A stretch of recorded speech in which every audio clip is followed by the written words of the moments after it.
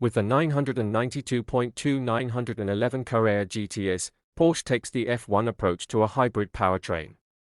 With the arrival of the 2025 911 Carrera GTS, the Porsche 911 adds a hybrid model. This new 992.2 gets a 3.6-litre T hybrid powertrain featuring an electrically enhanced turbocharger and an electric motor generator. The 2025 Porsche 911 Carrera's base model now costs $122,095, while the GTS is priced at $166,895. Ever since the Honda Insight and the Toyota Prius appeared almost 25 years ago, we've become accustomed to hybrids that sacrificed performance so that they could sip fuel as reluctantly as if it were hemlock.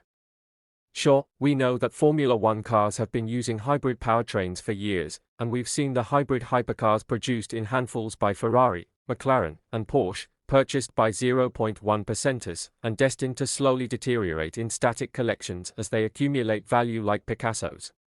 But where are the performance hybrids for the rest of us? Even Chevy's Corvette E-Ray, quick as it is, simply adds an electric motor to power its front wheels. Porsche aims to change that up and is now jumping into the game with the 2025 911 Carrera GTS, not only a dedicated performance hybrid but the vanguard of the 992.2, the current 911 generation receiving its mid-cycle upgrade. Instead of the twin-turbocharged 3.0-litre 9A2 B6 used on the 992.1, the new GTS gets the 9A3 B6 engine. It displaces 3.6 litres, uses an electrically enhanced turbocharger, and is supplemented by a powerful electric motor generator tucked into the housing of the 8-speed PDK dual-clutch transmission. Porsche calls this the T-hybrid, which stands for turbo hybrid, to distinguish it from the company's PHEVs, dubbed E-hybrids. Though increasing in size from 3.0 to 3.6 litres and with maximum boost rising from 18.6 to 26.1 psi, the new engine's power only increases by 5 ponies, from 473 to 478. And peak torque rises not at all from 420 pound-feet. The culprit is Lambda 1, engine designer's shorthand for a perfectly balanced ratio of fuel and air, used at all engine operating points. With no rich mixture available during high boost, combustion temperatures rise to a point where ignition timing must be dramatically retarded to control detonation. The upside is less smog emission at full power. The 9A3B6 also gets a massive redesign, with the goal of making it lower from the top of its intake manifold to the bottom of its plastic oil pan, and generally less bulky. This is to make room for the power control electronics for the various hybrid elements that sit above the engine. This comes with a complete repackaging of the flat six with the single, bulky electrically boosted turbo on the right and the large muffler on the left, with the catalytic converter and particulate filter in between. Another change is the elimination of the accessory drive. The transmission-mounted motor serves as both the starter and generator. The air conditioning compressor is now driven by a 400-volt motor via the high-voltage hybrid circuit, and the water pump has been moved inside the engine and driven by an extension of the oil pumps. The various changes have shaved 40 pounds from the weight of the engine. The single turbocharger is a Borg-Warner unit with a 27-horsepower electric motor sandwiched between the compressor and exhaust sides of the turbo. This motor greatly reduces turbo lag at low revs. For example, at 2000 rpm with a closed throttle, the old GTS required over 3 seconds to achieve full boost when the throttle was floored, while the new GTS does it in slightly less than 1 second, and that's while achieving considerably higher pressure. This new electric turbo has no wastegate. Instead, at high RPM, the motor turns into a generator and harvests up to 15 horsepower, in the process of providing enough drag to keep the turbo from overspeeding. That electricity feeds into the electric motor and supplements total power from about 5,700 rpm at full throttle. The final power-producing element is the electric motor generator fitted to the 8-speed PDK, which replaced the 7-speed transmission at the 992's launch for exactly this eventuality. The motor can provide a maximum of 54 horsepower and about 110 pound-feet of torque. Power rises from 478 to 533 horses, and torque swells from 420 pound-feet to 449. Perhaps more important, it delivers its 110 pound-feet to supplement engine output at low revs even before the electric turbo can spool up. A 1.5 kilowatt-hour, estimated, net, lithium-ion battery operates at a nominal 400 volts. It weighs about 60 pounds and is about the same size as a 911's lead-acid battery. A small, separate lithium-ion battery provides 12 volts for those systems that require it when the engine isn't running. Despite Porsche's weight-saving efforts on the engine, all of this hardware does come at a price.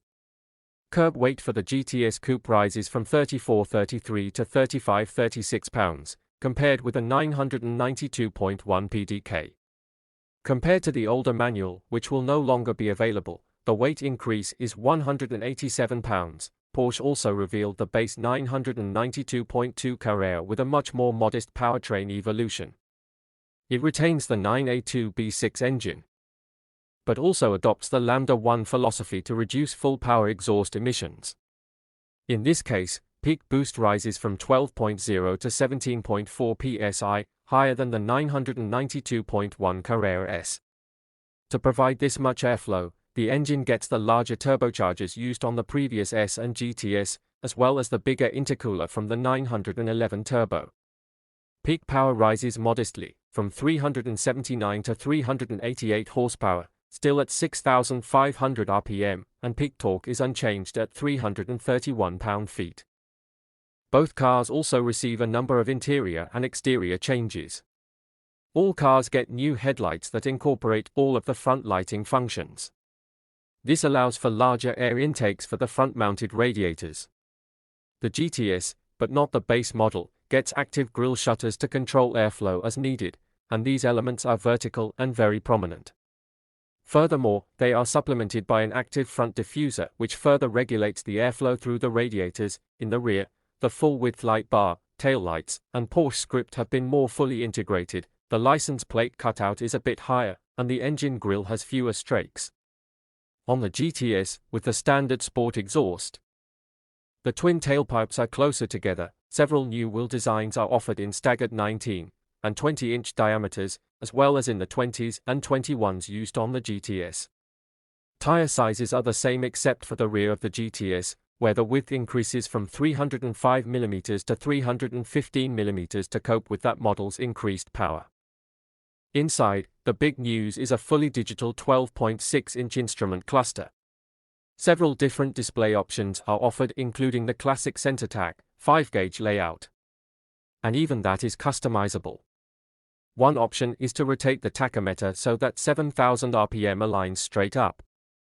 We didn't have an opportunity to drive the new cars, but we did enjoy a couple of hot laps in the GTS on the handling track at Porsche's Weissach Development Center. At the wheel was Georg Bergmeister, one of Porsche's resident hotshoes, and his mastery of this treacherous track, which has virtually no runoff, was impressive. The car rocketed out of corners with instantaneous throttle response, no surprise at high RPM, and displayed very powerful brakes and tremendous grip. We hit an indicated 155 miles per hour on the longest straight of roughly 2,200 feet. According to Porsche, in Bergmeister's hands the new GTS, equipped with the optional aero kit with a fixed rear wing but standard tires, got around the Nordschleife in 7 minutes and 16.9 seconds, 8.7 seconds quicker than its predecessor. Porsche also claims that 0 to 60 miles per hour acceleration drops from 3.2 to 2.9 seconds, and top speed rises by 1 mile per hour to 194. Given that we measured 2.8 seconds to 60 for the 992.1 GTS, we'd expect the new model to be around 2.5 seconds. And a quarter mile of maybe 10.6 seconds in the low 130s would also seem in the cards, but the most impressive change might be in general street driving.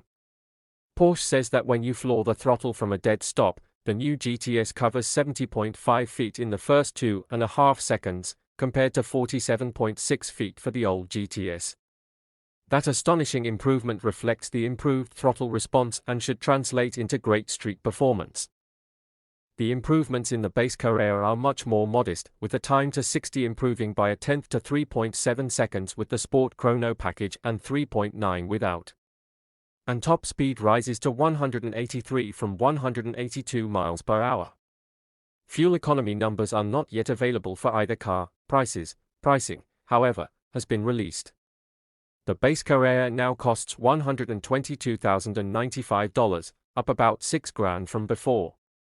The GTS rises over $14,000 to $166,895, no surprise given its additional technology. The convertible version adds an additional $13,300, while all-wheel drive, on the GTS only, for now, adds $7,800. And then there is the dizzying array of options to take you tens of thousands higher. We've grown accustomed to, if not comfortable with, such nosebleed pricing.